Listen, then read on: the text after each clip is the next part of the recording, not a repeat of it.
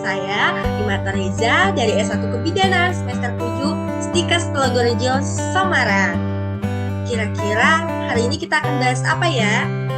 Baik Bunda, dari background yang ada di belakang, kira-kira Bunda udah tahu ya kita akan bahas apa? Jadi hari ini kita akan bahas terkait MPASI. Pastinya Bunda-Bunda udah sering dengar apa itu MPASI. Nah, di sini kita akan bahas lebih lanjut apa itu MPASI. Kemudian bagaimana pemberian MPASI. Kita akan bahas ya Bunda-Bunda. Tetap di sini. Halo Bunda. Baik, kita akan bahas ya apa itu MPASI atau makanan pendamping ASI.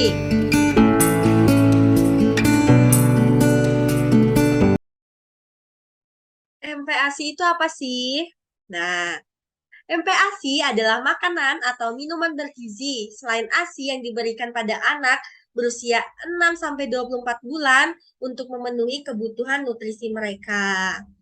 Jadi kalau ASI eksklusif tadi yang kita bahas video sebelumnya sampai bayi 6 bulan, nah kalau ASI yang seterusnya itu bisa diberikan sampai 2 tahun, 6-24 bulan. Kemudian untuk MPASI, yaitu ini Bunda pengertiannya. Jadi jangan salah pengertian ya Bunda-Bunda. Jadi MPASI itu makanan pendamping ASI, bukan makanan pengganti ASI.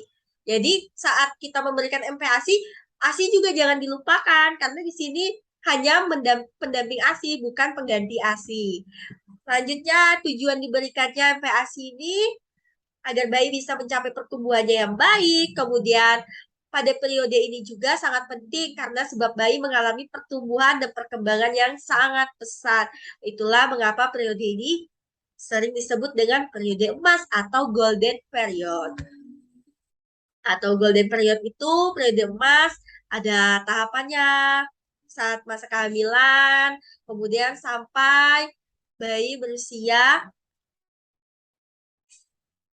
2 tahun. Kemudian strategi pemberian MPASI. Tepat waktu, adekuat, aman, dan higienis diberikan secara responsif. Tepat waktu itu maksudnya kita memperkenalkan kepada bayi.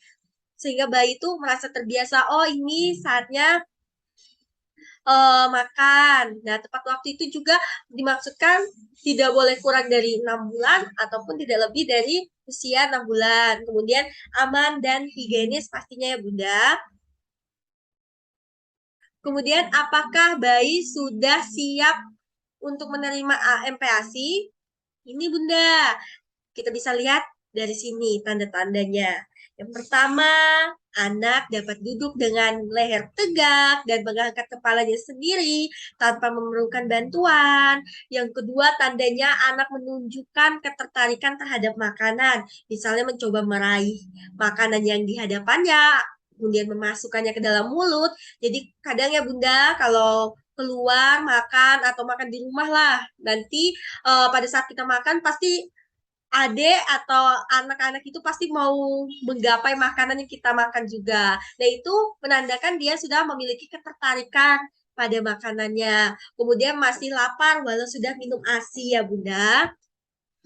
Kemudian di sini ya, berapakah usia bayi yang tepat untuk diberikan MPASI pertama kali? Tadi saya udah kasih bocoran, Bunda.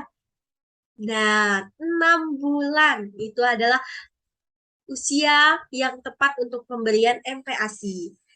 Karena saat usia 6 bulan, bayi mulai melakukan gerakan seperti mengunyah, menggerakkan lidah, kemudian rongga mulut pun sudah mulai terbentuk sempurna, bayi mulai menunjukkan ketertarikannya dengan makanannya.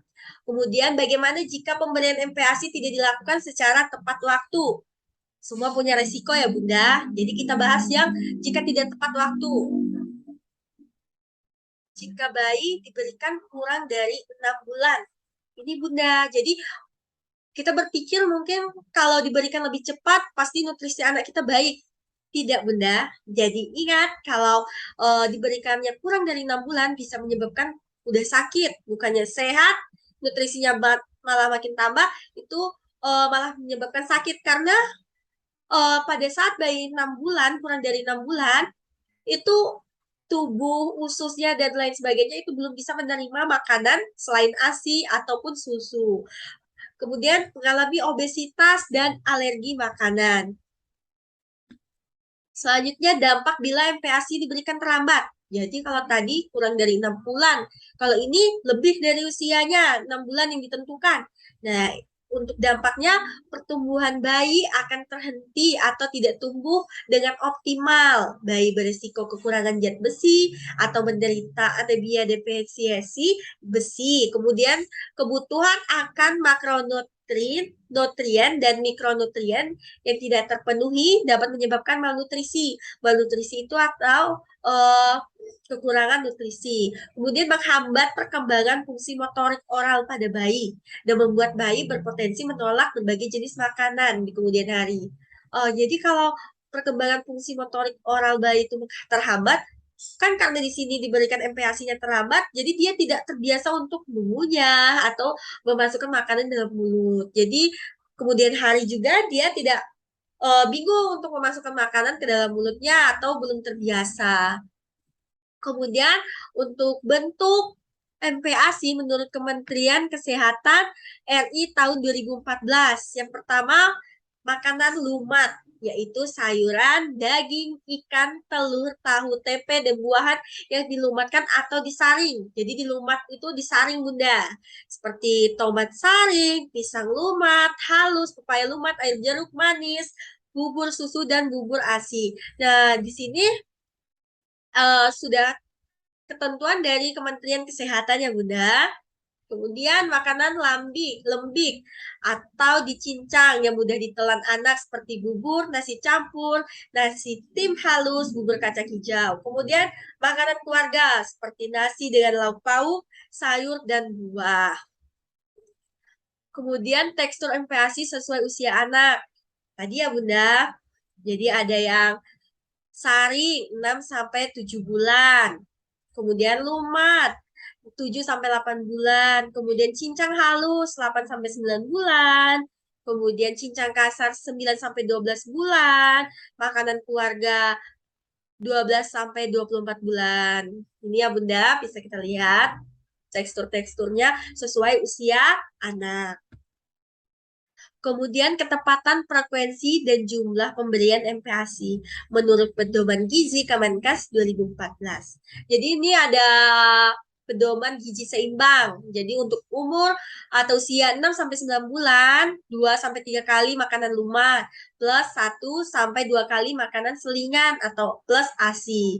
Jadi setiap kali makan itu 2 sampai sendok makan penuh setiap kali makan dan tingkatkan secara perlahan sampai setengah cangkir mangkuk ukuran 250 ml tiap kali makan. Kemudian 9 sampai 12 bulan 3 sampai 4 kali makan lembik, kemudian 1 sampai 2 kali makanan selingan plus ASI. Jadi tetap diberikan selingan, itu bisa buah atau kalau punya jajanan bayinya khusus buat bayi ya Bunda. Kemudian jumlah setiap kali makannya itu setengah mangkuk ukuran 250 ml. Kemudian 12 sampai 24 bulan yaitu 3 sampai 4 kali makanan keluarga plus 1 sampai 2 kali makanan selingan plus ASI 3/4 mangkuk ukuran 205 ml. Kemudian ini seperti yang di awal dinaikkan secara perlahan ya Bunda. Jadi agar di sini kita membiasakan terlebih dahulu sampai dia terbiasa dan kita menaikkan porsinya. Selanjutnya, hal-hal yang harus diperhatikan saat memberikan MPASI. Di sini ya Bunda, ada protein hewani dan nabati diberikan sejak usia 6 bulan. Kemudian telur, daging, itu maksudnya telur, daging ikan diberikan dalam keadaan benar-benar matang. Kemudian pemberian jus buah tidak disarankan untuk anak berusia di bawah 1 tahun. Ini ya Bunda. Kemudian madu diberikan setelah berusia 1 tahun. Pastikan kebersihan, karena di sini harus higienis ya Bunda. Sebelum memulai makan, kemudian hindari pemberian makanan dengan kadar lemak tinggi, pemadis, atau penyedap rasa. Jadi secukupnya, karena di sini kan anak baru memulai makan ya Bunda, belajar makan. Kemudian pisahkan telanan yang digunakan untuk memotong bahan mentah dan bahan matang. Jadi pokoknya higienis, harus higienis pada anak ya Bunda, agar tidak terjadi yang tidak diinginkan. Jadi harus higienis, pastikan semuanya higienis. Perhatikan kebersihan tangan, peralatan saat memasak, kemudian minyak, mentega, ataupun santan dapat digunakan sebagai penambah kalori. MPASI higienis untuk bayi yang sehat. Jadi di sini pastikan kebersihan tangan dan peralatan makanan yang digunakan untuk menyiapkan serta menyajikan makanan pendamping ASI.